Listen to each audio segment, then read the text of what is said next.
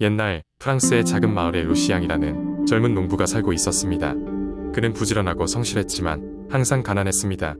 어느 날 시장에서 돌아오던 길에 루시앙은 길가에서 상처 입은 황금 거위를 발견했습니다. 거위는 황금빛 깃털로 덮여 있어 몹시 아름다웠습니다. 루시앙은 거위를 불쌍히 여겨 집으로 데려가 치료해주기로 했습니다. 그는 거위에게 무명짓고 만든 부드러운 침대를 제공하고 신선한 물과 곡식을 매일같이 주었습니다. 얼마 지나지 않아 거위는 건강을 회복했고 루시앙과 좋은 친구가 되었습니다. 하루는 루시앙이 일어나 거위를 보러 가보니 거위가 황금알을 낳아 놓은 것이었습니다. 처음엔 매우 놀란 루시앙은 이내 기뻐하며 그 황금알을 시장에 가져가 팔았습니다. 그 덕분에 루시앙은 잠시 동안의 넉넉한 삶을 누릴 수 있었습니다. 그러나 루시앙은 욕심을 부리지 않고 거위에게 계속 잘해주었습니다. 그는 매일 시장에서 거위에게 더 좋은 먹이를 사다 주었고 거위는 때때로 황금알을 낳았습니다. 이 소식은 마을 사람들에게 퍼졌고 많은 마을 사람들이 그 기적을 보고자 찾아오곤 하였습니다. 마침내 한 탐욕스러운 상인이 소문을 듣고는 황금 거위를 손에 넣기로 결심했습니다.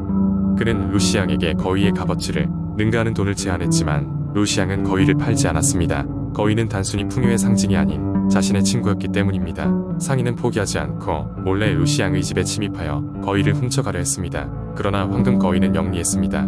거위는 상인이 집에 들어오자마자 시끄럽게 소리를 질러 루시앙에게 위험을 알렸습니다. 루시앙은 이를 듣고 바로 잠에서 깨어나 상인을 쫓아냈습니다. 루시앙의 충성심에 감동한 거위는 이제부터 자신이 황금알을 더 자주 낳을 수 있도록 하겠다고 약속했습니다. 루시앙은 거위의 은혜에 더욱 감사하며 두 친구는 행복하게 오래오래 살았습니다. 그리고 그 마을은 풍요로워졌습니다. 루시앙이 거위에게서 얻은 황금알로 만든 학교와 다리 덕분에 마을은 더 이상 가난하지 않았습니다. 루시앙과 거위의 우정 이야기는 세월이 흘러도 마을 사람들의 입에서 입으로 전해졌습니다. 그리고 이 이야기는 우정과 감사의 소중함을 우리에게 상기시켜줍니다. 두 번째 이야기, 옛날 옛적 프랑스의 깊은 숲속 작은 마을에 살던 줄리앙이라는 용감하고 호기심 많은 소년이 있었습니다. 그 마을 사람들은 밤이 되면 숲속에 들어가는 걸 꺼려했습니다. 오랜 세월 전부터 전해 내려온 전설에 따르면 숲에는 밤이 되면 마법이 깃든 존재들이 나타나기 때문이었습니다. 줄리앙은 언제나 이 전설에 대해 궁금해했습니다. 어느 날 밤 그는 자신이 직접 이 전설을 확인해야겠다고 마음먹고 홀로 숲속으로 들어갔습니다. 달빛이 대지를 은은하게 비추는 가운데 줄리앙은 두려움보다는 호기심에 더 가득 차 있었습니다. 얼마 지나지 않아 그는 숲 한가운데에서 놀라운 광경을 보았습니다. 거대한 고목 주변에 수많은 작은 요정들이 모여 춤을 추고 노래를 부르고 있었습니다. 그들은 작은 빛처럼 반짝였고 그들의 웃음소리는 은쟁반에 구르는 옥구슬 같았습니다. 줄리앙은 그 장면에 넋을 잃고 바라본 채 아무 말도 할 수 없었습니다. 하지만 요정들 중 하나가 줄리앙의 존재를 알아채고 다가왔습니다. 그녀는 키가 줄리앙의 손바닥만큼 작은 요정이었습니다. 그녀의 이름은 에비였고 그녀는 친절하게 줄리앙에게 다가갔습니다. 줄리앙은 요정들이 왜 이렇게 숲 속에서 모여있는지 물었습니다. 에비는 미소 지으며 설명했습니다. 우리 요정들은 매일 밤 숲을 지켜야 해요. 사람들은 알지 못하지만 이 숲은 특별한 마력을 가지고 있어서 세상을 균형 있게 유지하는 데 아주 중요하답니다. 밤에 우리의 춤과 노래는 숲의 마력을 되살리는 중요한 일이지요. 줄리앙은 에비의 이야기에 감동하였고 자신이 할 수 있는 일이 없을지 물었습니다. 에비는 줄리앙에게 그가 밤의 마법을 이해하고 인간 세상의 전을 관리할 수 있도록 돕는 것이 그의 역할이 될 수 있다고 말했습니다. 줄리앙은 그 후로 매일 밤 숲으로 가서 요정들과 함께 시간을 보내고 그들의 이야기를 듣고 노래를 배우며 점점 숲의 마법을 이해하기 시작했습니다. 그리고 그는 마을로 돌아와 숲의 소중함과 그곳의 비밀을 사람들에게 전했습니다. 이윽고 마을 사람들은 줄리앙의 이야기를 듣고 더 이상 숲을 두려워하지 않게 되었으며 자연과의 조화를 이루어 살아가게 되었습니다. 줄리앙은 마을과 숲을 연결하는 다리가 되어 사람들 사이에 사랑과 존경을 받으며 행복하게 살았답니다. 이처럼 줄리앙의 용기와 호기심은 마을과 숲을 함께 변화시키고 보호하는 데 큰 기여를 하였습니다. 그의 이야기는 세월이 흘러도 잊혀지지 않고 오랫동안 전해지게 되었습니다. 세 번째 이야기, 한때 아름답고 평화로웠던 프랑스 남부 프로방스에는 저마다 신비로운 전설이 내려오는 작은 마을이 있었다. 이 마을은 라방큐라는 이름의 마법사와 그의 마법의 정원으로 유명했다. 마을 사람들은 그의 정원에 핀 꽃들이 단순히 아름답기만 한 것이 아니라 온갖 병을 치유하는 신비한 힘이 있다고 믿었다. 라방큐는 구전되어 내려오는 수많은 비밀을 연구한 결과 자연과 조화를 이루는 법을 알게 되었고 그는 이 지식을 세상과 나누기로 결심했다. 라방큐의 정원은 일반적인 정원과는 사뭇 달랐다. 정원은 스스로 성장하는 듯 보였고 매 계절이 바뀔 때마다 새로운 색깔과 향기로 가득 차 있었다. 매년 봄 정원의 중심부에 위치한 커다란 꽃나무는 마을 주민들을 위한 축제를 알리는 신호가 되었다. 하지만 어느 날부터인가 정원의 힘이 약해지기 시작했다. 마을 사람들은 이유를 알 수 없었고 설상가상으로 병을 앓기 시작했다. 들리는 소문은 인근 마을의 악한 마법사 노아르가 정원의 힘을 빼앗으려 한다고 했다. 마을 사람들은 두려움에 떨었고 라방큐는 무언가 조치를 취해야 했다. 라방큐는 자신이 직접 노아르를 찾아가기로 결심했다. 그는 정원의 가장 깊숙한 곳에서 가장 강력한 꽃의 씨앗을 손에 쥐고 긴 여행길에 올랐다.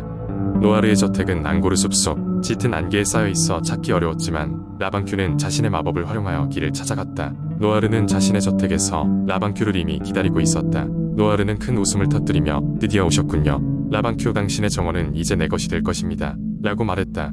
하지만 라방큐는 두려움을 느끼지 않았다. 그는 손에 쥔 씨앗을 하늘 높이 던지며 주문을 외웠다. 씨앗은 하늘에서 빛을 발하며 꽃을 피우기 시작했고 그 순간 노아르의 주위에 있던 어둠이 밝아지기 시작했다. 노아르는 자신의 힘이 점점 사라지는 것을 느끼고 결국에는 힘을 잃고 사라졌다. 라방큐는 정원의 힘을 되찾았고 마을로 돌아와 이를 축하하는 큰 축제를 열었다. 그의 마법의 정원은 다시 아름답고 강력하게 자라났다. 마을 사람들은 병을 이겨내고 그 어느 때보다 더 행복하게 살아갈 수 있게 되었다. 마법의 정원은 그 후로도 계속해서 사람들에게 희망과 치유를 안겨주었다. 이 이야기는 프랑스 전역에 전해 내려오며 라방큐의 지혜와 용기에 대한 전설로 자리잡게 되었다. 사람들은 사랑과 조화의 힘을 믿으며 매년 봄마다 프로방스를 찾아 마법의 정원을 방문하곤 했다. 그리고 가끔씩 여행자들은 마법의 정원의 오래된 나무 밑에서 라방큐와 그의 마법을 기리는 작은 노래, 소리를 들을 수 있다고 믿었다. 네 번째 이야기, 옛날 옛적 프랑스의 한 작은 마을에는 루시라고 불리는 소녀가 살고 있었습니다. 루시는 아름다운 금발머리를 가진 소녀로 그녀의 가장 친한 친구는 마법을 가진 회색 고양이 미노우였습니다. 미노우는 말할 수 있는 고양이로 사람들에게는 비밀로 했지만 루시는 이 사실을 알고 있었습니다. 루시와 미노우는 매일 밤 마을 근처의 작은 강가로 나가별을 보며 이야기를 나누곤 했습니다. 어느 날 밤 루시는 강에서 빛나는 무언가를 발견하게 되었습니다. 그것은 작은 유리병 속에 담긴 별의 조각이었습니다. 루시와 미노우는 그 빛나는 조각이 단순한 별 조각이 아니라는 것을 알게 되었습니다. 그것은 매우 특별한 힘을 가지고 있어 소원을 이룰 수 있게 해주는 신비한 물건이었던 것입니다. 호기심이 생긴 루시는 미노우와 함께 이 별 조각의 비밀을 풀어보기로 했습니다. 그들은 강의 시작점을 따라가기로 결심하고 긴 여행을 떠났습니다. 그 여정에는 수많은 위험과 모험이 가득했습니다. 예를 들어 숲속에서 길을 잃기도 하고 폭풍우가 몰아치는 바람에 까마귀들을 만나기도 했습니다. 그러나 미노우의 마법 덕분에 그들은 언제나 무사히 탈출할 수 있었습니다. 얼마 후 루시와 미노우는 강이 근원지인 신비한 호수에 도달하게 되었습니다. 그 호수에는 마법의 수호자 알로제라는 이름의 장대한 백조가 살고 있었습니다. 루시는 알로제에게 별조각과 관련된 비밀을 물어보았습니다. 알로제는 그 별조각이 에투알라라는 전설의 별에서 떨어진 조각이라고 설명해 주었고 그것을 이용하면 순수한 마음을 지닌 사람의 진정한 소원이 이루어진다고 했습니다. 그러나 알로제는 단 한 가지 경고했습니다. 욕심이 많은 사람이나 나쁜 목적을 가진 사람이 사용할 경우 별의 힘은 오히려 그들을 타락시킬 것이라고 경고했습니다. 루시는 별 조각의 올바른 사용법을 고민했습니다. 그녀는 자신만의 작은 소원을 빌고 싶었지만 동시에 이 별 조각을 통해 세상의 행복에 기여하고 싶다는 마음이 있었습니다. 결국 루시는 별 조각을 하늘로 돌려보내기로 결심했습니다. 별 조각이 하늘로 돌아가면 모든 사람들에게 조금씩 그 힘이 나눠지리라 믿었기 때문입니다. 미노우는 그녀의 결정을 지지했고 둘은 함께 별 조각을 호수 한가운데 공중으로 던졌습니다. 별 조각은 눈부신 빛을 발하며 하늘로 올라가 별이 되었고 그 순간 루시와 미노우는 알 수 없는 기쁨과 평화를 느꼈습니다. 그렇습니다. 루시는 자신의 소원을 빌지 않았지만 그 대신에 더 큰 행복을 얻었습니다. 그녀는 미노우와 함께 마을로 돌아와 그날 밤을 별이 빛나는 강가에서 행복하게 보냈습니다. 그리고 그 후로 루시와 미노우는 별들이 지켜보는 동안 언제나 행복한 모험과 일상을 계속했습니다. 이 이야기는 진정한 행복은 다른 이들과 나누는 작은 것들에서 온다는 것을 우리에게 일깨워줍니다. 루시와 미노우는 서로를 믿고 함께 모험하며 진정한 우정이 무엇인지 배워갔습니다.